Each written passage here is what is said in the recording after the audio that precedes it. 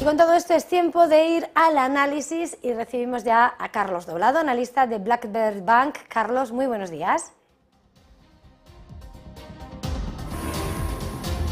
Carlos. Hola, buenos días. Muy buenas, estamos viendo este comienzo, bueno, ya llevamos 3 horas de negociación de este, iba a decir lunes, no martes, 2 de mayo. El IBEX 35 permanecía cerrado este lunes por festivo, pero hoy vemos cómo están imperando esos números rojos en las principales plazas europeas. ¿Cómo estás viendo la situación de mercado? Bueno, Europa está plácidamente en zona de máximos históricos o por encima de ellos, sobre todo si usamos gráficos ajustados por la de ampliación, total return, veremos que muchos índices están en máximos históricos. Hay otros cerca de la zona de máximos, como el IBEX o como el DAX, pero no parecen presentar demasiadas dificultades a este nivel. Es decir, están mostrando ese mejor tono relativo que vemos en Europa desde octubre. No hay cambios en ese sentido. En Estados Unidos sí podemos hablar de cosas nuevas, porque si bien en octubre, diciembre, quien lideró el alza fue el Dow Industrial, ahora estamos viendo, sin embargo, que la tecnología vuelve un poco a tomar el control del asunto o el protagonismo dentro del alza, y dentro de la tecnología los valores grandes, que son los que más penalizados fueron en el año pasado. De alguna manera estamos volviendo quizá, al menos en Estados Unidos, a una lógica más tradicional, entendiendo por tradicional el ciclo 2009-2022. ¿Hay motivos por los cuales ahora mismo uno tenga que tener excesiva precaución? Más allá del corto plazo, que a mí es algo que no me interesa en absoluto, debo decir que, en mi opinión, no. La ruptura de volatilidad del mes pasado es muy llamativa. Podemos ver aquí a la derecha el VIX. Estamos hablando de la perforación de una directriz alcista que viene desde el 2018. El recorrido mínimo de la volatilidad hasta la zona de 14 parece difícil ahora mismo de reconsiderar. Si la volatilidad sigue cediendo hasta ahí, lo normal sería que el S&P 500 supere la zona 4.200, que es una fuerte resistencia, y eso, en teoría, despeja algo más de camino en los índices hacia resistencias importantes. Por ejemplo, pues no sé, niveles de 14.000 del Nasdaq podríamos considerar una parada o un objetivo razonable en este momento, incluso antes de la ruptura de resistencia. Vemos al Nasdaq también en zona de máximos. El rally de la semana pasada yo creo que es bastante llamativo. El mercado intenta venirse abajo a muy corto plazo, con alguna presión sobre primeros soportes. El Nasdaq aguanta bastante bien, no pierde esos primeros soportes, a diferencia, por ejemplo, de un NICE o de un Dow Industrial, que ligeramente los perforan, y en cierre semanal arriba. Es decir, es claramente un ataque fallido del oso, y cuando el oso falla en zona de resistencias de una forma tan clara, con la volatilidad descendiendo, lo normal es que el mercado siga ganando altura. Así que, en mi opinión, deberíamos ver en algún momento la superación de esos 4.200 del S&P y, bueno, a partir de ahí, como te decía, buscar los 14.000 del Nasdaq 100. ¿Qué nos puede hacer reconsiderar esta idea? Porque siempre tenemos que tener un escenario alternativo. Pues la pérdida de los mínimos de la semana pasada. Mientras no perdamos esos mínimos, en principio, para mí, no hay capacidad de contraataque sostenible de los bajistas, y por tanto cualquier corrección es más bien una oportunidad de compra.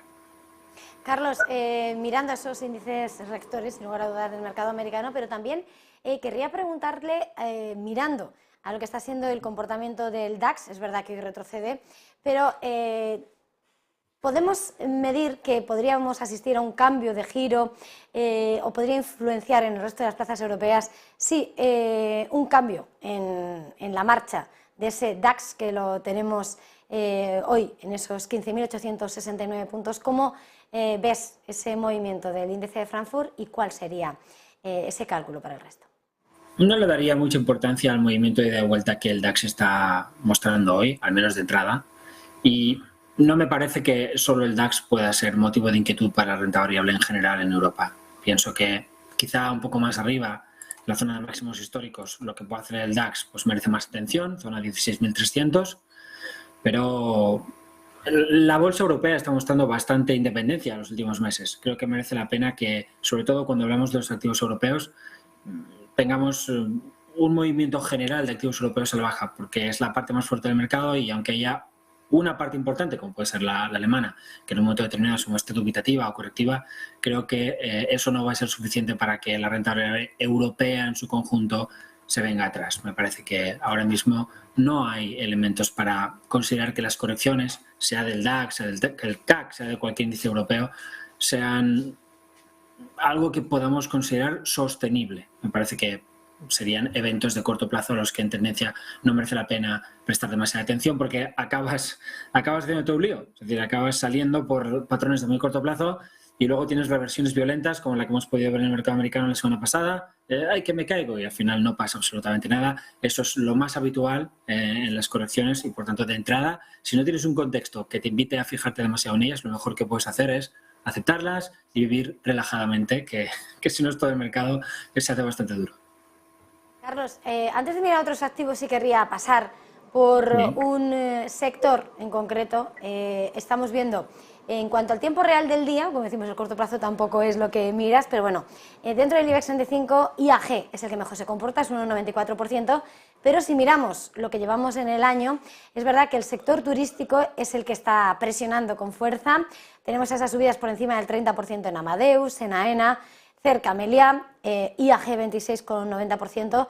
En estos momentos, no sé cómo estás mirando a esos valores protagonistas del sector turístico y cuál es tu valoración al respecto. Bien, dentro de lo que es la corriente general, quizá en los últimos tiempos han aflojado un poquito, pero es que empezaron el año absolutamente desatados. Yo pienso que van a volver, en el caso de IAG, por ser concreto, a los máximos del año sin demasiado problema. Hoy podemos ver al valor confirmar si al cierre acabamos aquí un patrón de doble suelo en continuidad alcista. Este es un elemento típicamente comprador, es un setup para acompañar la posición, para incrementar o para abrir una posición con un perfil un tanto agresivo, si se quiere ir a la base de este proceso, que estaría en la zona de 1,62. Para mí, y es lo que nosotros hemos venido hablando todo el año, IAG, mientras no pierda los mínimos de la corrección anterior, confirmando un gran cabeza y hombros, perdiendo la media de 200 sesiones, que como puedes ver está sirviendo de soporte, tanto a finales del año pasado como en la corrección de este año. Bien, es una forma de volver a esas medias de fondo, a esos niveles de soporte, en lo que debería ser un proceso de reconstrucción en tendencia principal. Es decir, IAG es un valor muy débil en relación al conjunto del mercado. Claramente muy débil, se ha quedado muy atrás en la recuperación. El ver que retrocede hacia ese tipo de soportes que los técnicos consideran pues relevantes, vamos a decirlo así, más que críticos, relevantes a la idea de valorar una tendencia y que por dos veces te apoyes sobre ese soporte, te vengas arriba, seas capaz de hacer una consolidación, despliegues mínimos crecientes, ahora dejes un doble suelo en continuidad, pues todo eso es favorable no solo respecto a la idea de que el valor pueda y deba, en términos de probabilidad, acercarse de nuevo a los máximos del año, a la zona de 2 euros en la cotización española, sino pensando en ir más allá, en moverse hacia las resistencias de verdad de medio plazo que están en los dos grandes rebotes que el valor presenta después del suelo general de mercado tras lo peor de la crisis sanitaria, marzo de 2020. Ahí hemos visto dos movimientos de recuperación hacia la zona de 2,50 a 2,60 que sí son para mí referencias que podemos tener hoy para abrir una posición en IAG. Es decir, si abrimos una posición hoy en IAG pensando en 2, a lo mejor riesgo-beneficio, sobre todo si tomamos como stop la zona de 1,52, que 1,50-1,52, que es el soporte de medio plazo, pues no tendría mucho sentido. La ecuación riesgo-beneficio no estaría para nada compensada. Tenemos que ir más lejos, tenemos que pensar en si podemos superar esos dos y dónde está el siguiente nivel.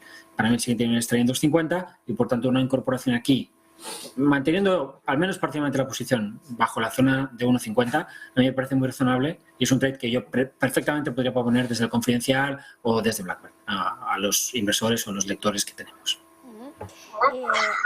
Querría también, antes de terminar, Carlos, hacer una parada sobre lo que está siendo el mercado del petróleo. Vemos como hoy está retrocediendo ese precio del crudo, bueno, un 1% entre ayer y hoy, que para lo que hemos visto casi que es un juego. Y quería preguntarle, ¿hacia dónde apuntan como ves oro negro? Bueno, pues tomando el gráfico del precio del crudo, podemos ver que el mercado tiene un soporte importante en la zona de mínimos de este año. Es un soporte descendente, podríamos incluso trazar uno desde los mínimos previos y ver que en estas zonas tenemos niveles de soporte muy importantes en proceso de fondo. Si entendemos que toda esta corrección ha sido solo un ajuste, porque podemos ver que previamente tenemos una alza descomunal, ¿no? Desde marzo de 2020 ha sido una auténtica locura lo del petróleo. Bien, sobre esos soportes el mercado intenta reconstruirse. No veo en la corrección un gran cambio de tendencia. Podríamos justificarlo, ¿eh? Podríamos decir, no, mira, oye, aquí tienes una pérdida de soportes importantes y mientras no superes esta cota no tienes reconstrucción. Y es así. Pero si me invitas a valorarlo, te diría, creo que esto ha sido solo una corrección.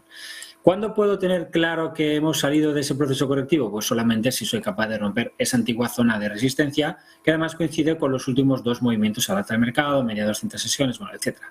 Nivel 84, 85 dólares. Por encima de esa zona ya tendríamos reconstrucción. ¿Hay argumentos para ir pensando en que hemos visto una reconstrucción? Para mí sí. Puedes ver esta ruptura de directriz bajista, puedes ver este hueco importante de escape. Podrías decirme, bueno, la semana pasada cerramos ese hueco, eso no es algo positivo, es verdad, pero también podríamos considerar que el hueco es semanal. Podemos verlo aquí. Entonces, en cierre semanal sí podríamos decir que el mercado ha respetado esa zona de soporte. Aunque haya habido una penetración muy corto plazo, insisto en que a mí en muy corto plazo pues no me interesa demasiado, podemos ver cómo en cierres la vela desplegada es más bien consolidativa, de apoyo a la zona de soporte, es lo que llamamos un martillo. ¿No ha empezado bien la semana? Correcto. Vamos a ver cómo termina. Estaríamos en un impasse. Un cierre por debajo de la semana pasada ya nos invitaría a pensar que esto, más que un pullback a la antigua directriz bajista, pues es algo peor, es un fracaso en la zona de resistencias. Pero todo este proceso de corrección de los últimos días, las últimas semanas, a mí no me puede parecer muy preocupante porque el rally ha sido muy grande. Ha sido un rally muy notable hasta la primera zona de resistencia y es normal que ahí corrijas, quizá para intentar una auténtica figura de vuelta, ¿no? Un patrón de cabeza y hombros, que es lo que podríamos tener y confirmar por encima de la zona 83-85, que como digo, es la zona de resistencia clave para el crudo más allá del corto plazo. Pues lo vamos a tener que dejar aquí. Carlos Doblado, analista de Black Bear Bank. Gracias, muchísimas gracias por este tiempo de análisis. Feliz jornada, feliz negocio.